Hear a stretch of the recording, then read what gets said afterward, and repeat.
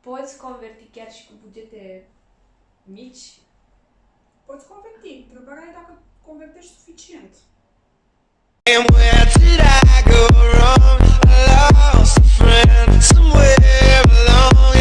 Bună ziua, dragi cetățeni! Astăzi avem un invitat special. Nimeni alta decât Irina Mateescu, aka Lady Chocolate sau Lady Chocolat, cum îmi place mie să-i spun. Este mega pricepută între ale digitalizării. Maestrul Facebook, Instagram, LinkedIn sau YouTube îi vin mănușă când vine vorba de campanii de performance. Este antreprenor și proprietăreasa agenției Digitally. Este mega speaker în devenire și nu în ultimul rând iubitoare de ciocolată cu accent pe praline.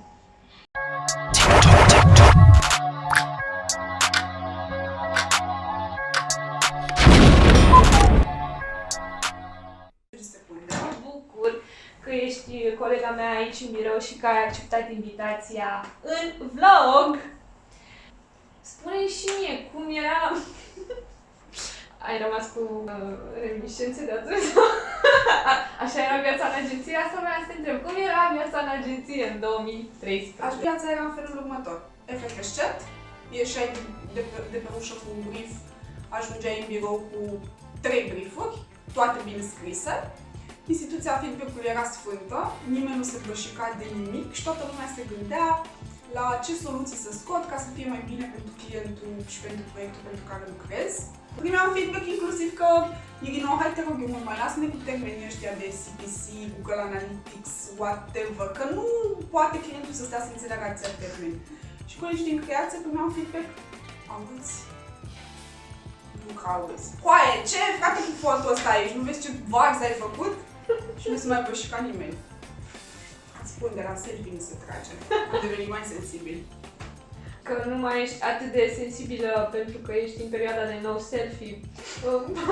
Poți să-mi spui, te rog, ce îndeletnicire aveai în agenție? Mie îmi plăcea cu cifrele, mă uitam la cifre, citeam în ele ca în zodiac. Fugiți, vă zic eu, fugiți! Ceea ce m-a dus către Digital Media Planning, m-a dus către partea de performance, am făcut un pic de social media, O leacă? un pic, și mi-a plăcut zona de SEO. Foarte mult mi-a plăcut și cred că în perioada respectivă nu era destul de folosită pe cât s-ar fi meritat. Dacă ar fi să spui 3 lucruri pe care le-ai învățat în viața de agenție, care ar fi acelea? Să găsești soluții acolo unde sunt foarte greu de găsit, să îți găsești argumentele potrivite ca să susții absolut orice fel de idee, argumente care să fie legate de proiect și de raționament, nu de propria ta persoană. Și încă unul foarte important, să fii recunoscător și să recunoști în jurul tău oameni cărora să le fii recunoscătoare pentru că ți-au făcut cafeaua atunci când erai plină de dragi, au rezervat meeting room-ul atunci când tu ai uitat să-l rezervi, ți-au amânat un deadline la un client fără ca tu să-i cere asta, ci pentru că au văzut că aveai nevoie. Și multe alte lucruri mici și mărunte, care pe cont propriu le găsești mai greu. Și acum, ca să facem o mică tranziție de la profesionist la antreprenor. Ce te-a determinat să treci de partea cealaltă a baricadei? Burnout-ul, pentru că efervescența de care îți spuneam vine la pachet cu acest fenomen, care începe într-o zi și se termină nu știm când. Și atunci mi-am dorit ca în agenția mea acest fenomen să se întâmple cât mai rar posibil. Asta m-a determinat. Și acum o întrebare din zona roșie. Ce înseamnă să fii antreprenor în zona de digital? Cum e să fii antreprenor în digital? Păi, în primul rând, vă rog mult, nu mai faceți antreprenoriat în digital pentru că suntem foarte mulți. Suntem niște zeci de mii de agenții în România, probabil. Suntem și niște alte multe mii de freelanceri. Dacă totuși vreți să vă apucați să faceți ceva bani în digital, sugestia mea ar fi următoarea. Să vă alegeți corect un mix de servicii pe care să puteți să livrați mai mult decât decent.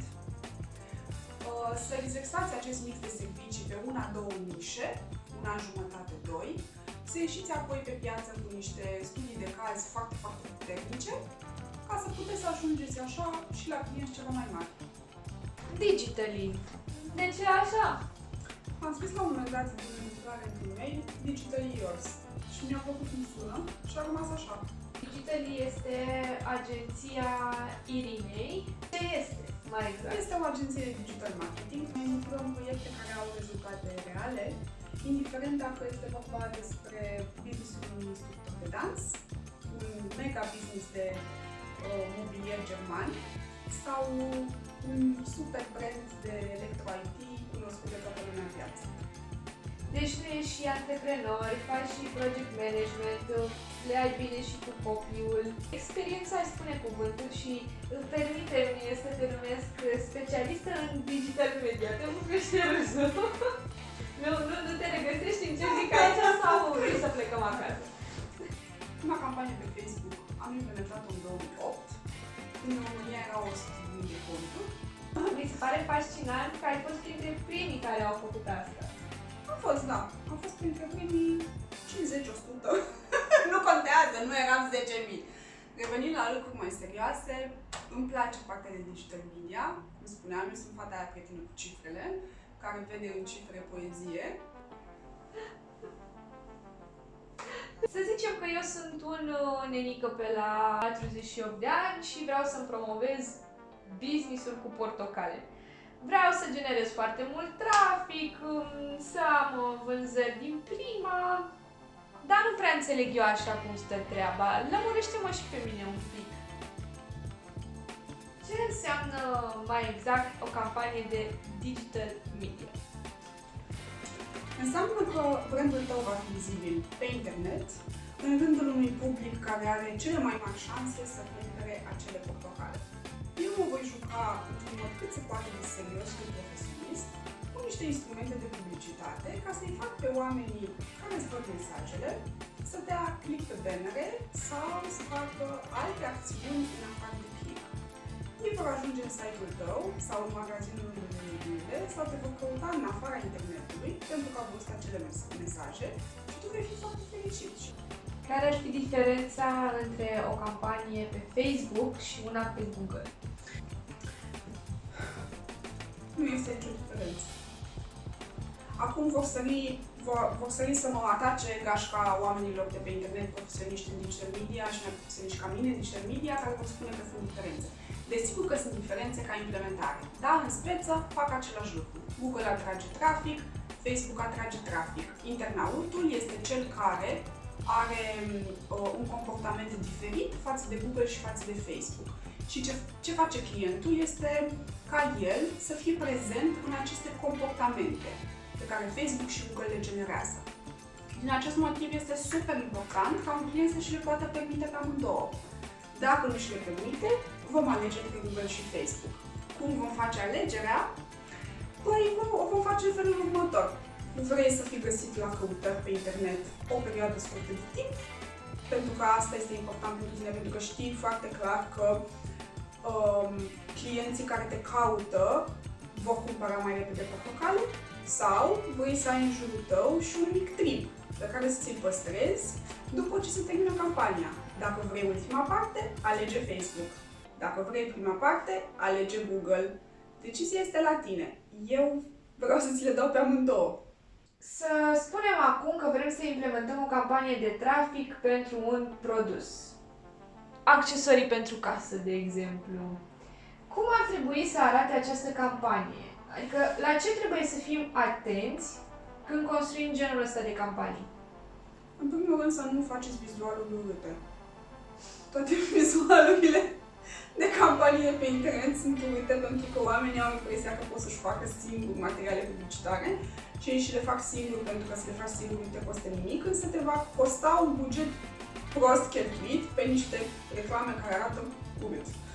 Apoi să încercăm să evităm să fim și noi un mare A într-un mare Carrefour al internetului cu mesaje din categoria descoperă acum. Numai acum poți să vezi cum produsul nostru îți schimbă viața. Află povestea cel mai de succes accesoriu de casă care îți va transforma energiile negative într-unele pozitive. This is bullshit și o să arunci banii din nou pe ceva ce nu o să-ți dureze și o să te întrebi de unde e. Și acum, ca să ne lămurim puțin în privința campaniilor. Care e diferența între o campanie de trafic și una de conversii? Campania de trafic poate să atragă conversii. Campania de conversii atrage și ea trafic. Diferența stă în ceea ce cumperi. Adică este un detaliu tehnic atunci când setezi o campanie, dacă îți dorești să cumperi conversiile sau îți dorești să cumperi traficul. Cu siguranță toată lumea o să spună că vreau să cumpăr conversiile. Însă, dacă landing page-ul tău nu este suficient de pregătit, conversia te va costa foarte mult, dacă nu este un landing page performant. Conversia te va costa foarte mult, pentru că platformele o să livreze și o să livreze mesaje și o să livreze mesaje și până faci o conversie, ai cheltuit pe vizibilitate poate chiar 1000 de lei o săptămână și atunci conversia aceasta te costă 1000 de lei. Nu vrei să te costă 1000 de lei. Și atunci cumva dacă tu ai un landing page neperformant, o să implementezi în Facebook o campanie de tip lead generation, care îți va strânge lead-urile în Facebook. Dacă tu ai un landing page suficient de performant, vei alege o campanie de trafic, pentru că știi că traficul îți va converti. Și cum ar trebui să arate o campanie care convertește? O campanie care convertește ar trebui să fie coerentă. Ar trebui să fie coerentă în promoție și în ofertă, în primul rând. Ar trebui să aibă un mesaj foarte, foarte clar. Nu trebuie să-l lași pe internaut să îți descifreze logica textului tău ca să înțeleagă pe ce anume dă click. Apoi ar trebui ca landing page-ul să nu fie alambicat, oricât de mult v-ar plăcea vouă clienților să vă puneți în landing page toate cuvintele de laudă la adresa produselor, trebuie să înțelegeți că internautul nu este acolo ca să citească cuvintele voastre de laudă. El este acolo să găsească ceea ce ați promis în mesaj că va găsi. Și în momentul în care el este prins de mesaj, este targetat corect și landing page-ul este suficient de clar și de onest cu el, nu este despre laudă, ci despre ego-ul vostru de clienți, el cu siguranță va cumpăra, pentru că, hei, a dat click pe o reclamă ca să vadă ce ai de oferit. Nu a dat click pe o reclamă ca să-și piardă timpul când tot internetul aleargă cu reclame. Unele campanii, în aparență bune, nu convertesc. Cum am putea să identificăm probleme?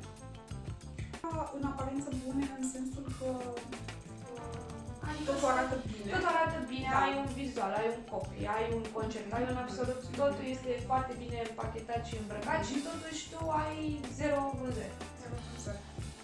În acest moment pot exista foarte, foarte multe variante și chiar îi rog pe cei care ne urmăresc acum să își dea și părerea în comentariu și poate găsim împreună o soluție la campaniile lor care nu funcționează.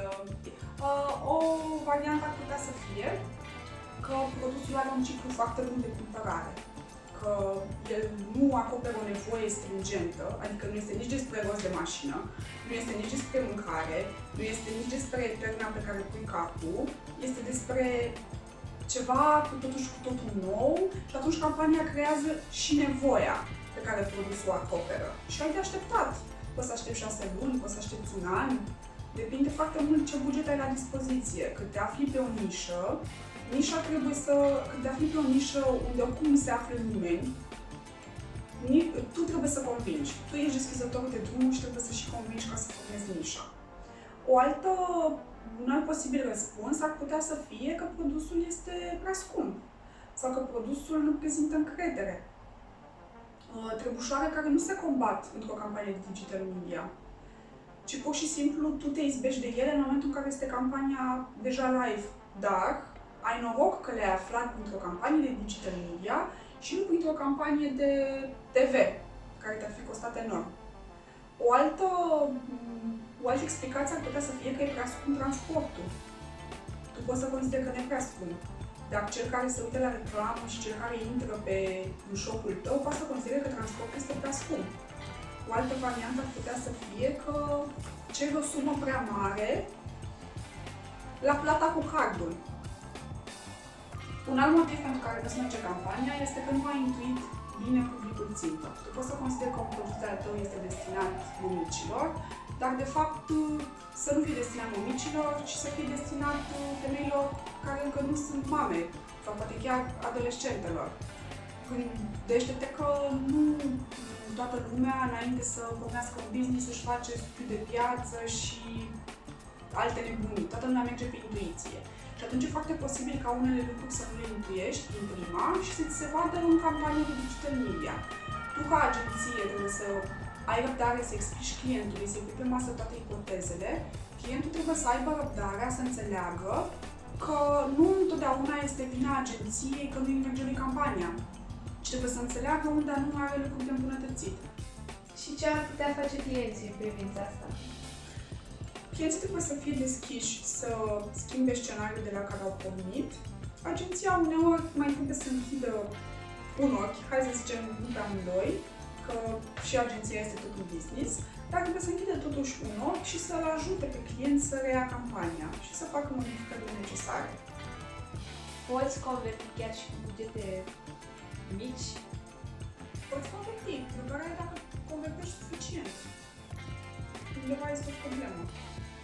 Pentru că, În principiu, cam la agenție este problema, dacă nu convertești deloc zero. într-adevăr, nu putem să măsurăm un buget mare și un buget mic. Trebuie să ținem cont de foarte mulți factori în această ecuație. Dar totuși sunt și clienți care vin pretenția, ca să zic așa, își doresc cu un buget mic, respectiv de 100 de euro, să generezi și trafic și să ai și conversii. Și de asta te întreb, există cumva o metodă prin care poți să convertești chiar și cu câțiva bănuți? Nu. Nu știu, doar dacă, să zicem, ai inventat un nou clișeu publicitar, ai fost atât de creativ într-o noapte încât ai inventat un super mega ultra copy și ai făcut, ce să mai ai făcut și cel mai mega super șmecher ad, dar pur și simplu ai inventat. Deci ai inventat ceva ce nu s-a mai comunicat niciodată pe această lume. Ai inventat roata în publicitate. Ai inventat tu niște lucruri și atunci ai nevoie doar de 50 de lei ca să poți să te vadă acolo 10.000 de oameni pe Facebook dintr-o audiență cu cei 50 de lei și prin faptul că te-au văzut 10.000 de oameni acolo într-o audiență, ți-a adus înapoi 100.000 de oameni pentru că a fost acest super mega ultra mesaj wow. Dar noi nu vom înceta niciodată să credem în miracole. Renunțați la miracol, că suntem un an din pandemie. Să nu facem reclame penibile. Reclamele penibile... Mă scuzați, mi-aduc aminte de grupul Crazy Creative, să spun ce vorbesc. Un buget rezonabil de media pentru un antreprenor aflat la început de drum, care vine cu bani de acasă, ca să poată să-și întrețină business-ul, deci doar pentru partea de media, pentru achiziția de spațiu publicitar, este de 500 de euro pe lună.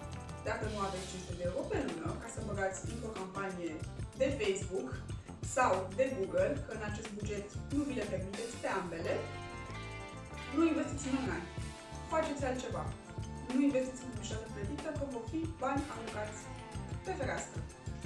Un landing page bine făcut și onest, cu reclame care nu sunt penibile și urâte și cu un buget rezonabil, nu ai cum să nu îți găsești calea pe acest internet. Cât la sută contează produsul și cât la sută contează implementarea optimă a unei campanii de conversii în decizia de cumpărare a oamenilor?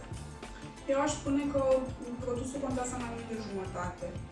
Adică nu aș vrea să vindem iluzia că cineva poate să vină cu orice bălărie pe acest internet de produs și să creadă că poate să vândă investit în online. Da.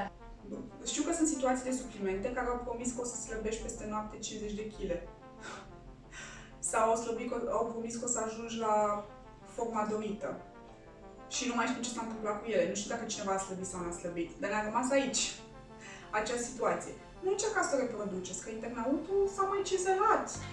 De fapt, știi ce era trăim? Trăim în era în care consumatorii sunt mai digitalizați decât clienții. Asta cred că este marea problemă. Dacă acum 5, 6, 10 ani agențiile și clienții, dar în primul rând agențiile erau mai digitalizate, acum consumatorii sunt cei mult mai digitalizați decât clienții. Și mi-o cam iau înainte, deci nu, fără slăbiți, fără promisiuni de șarte. Și acum, întrebare întrebătoare, dacă tot e pandemie, aș vrea să te întreb, oare online-ul este viitorul? Da, clar,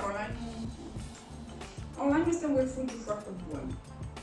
Cu toate neajunsurile și neajunsurile lui, mai ales cu neajunsurile, online este un refugiu care e considerat în acest moment safe de fiecare dintre noi. Și de către consumatori și de către clienți. Clienții știu că dacă investești într-o pagină de Facebook, ea rămâne acolo. Clienții fiind brandurile. Brandurile știu că dacă investesc într-o pagină de Facebook, ea rămâne acolo. Produce, nu produce ea lui. Și dacă investesc într-un cont de Instagram, convertește, nu convertește, este a lui. Deci ceva ce simți că este al tău și că n-a dispărut după ce s-a terminat pauza publicitară, e ceva în care merită investit. Landing page-ul respectiv, sau site-ul, sau shop-ul. Se termină campania, se termină bugetul de promovare, rămâne al tău ce ai construit. Deci online este un mediu bun pentru construcție. Și din cauza asta viitorul acolo. Dar nu pot să spun decât că mi-a făcut plăcere și acum vreau să vin lângă tine pe canapea cu 3 întrebări fulger, dacă îmi permiți. Vreau să-mi spui ce i-ar spune Irina de acum, Irinei de la 21 de ani. I-aș spune să fie mai hotărâtă în alegerile pe care le face. I-aș spune că are toate calitățile necesare să exploreze cât vrea ea de mult. I-aș mai spune să fie atentă la ceea ce trăiește în momentul respectiv. Pot pralinele înlocui iubirea? Nu, dar o desăvârșesc. La mare sau la munte? Și? Yes, no, maybe Mă lași și? Te las? La Ce mare, vrei tu? și la mare și la munte, pentru că întotdeauna le-am avut pe amândouă. Super! Irina, eu vreau să-ți mulțumesc foarte mult pentru prezență. Mulțumesc și eu.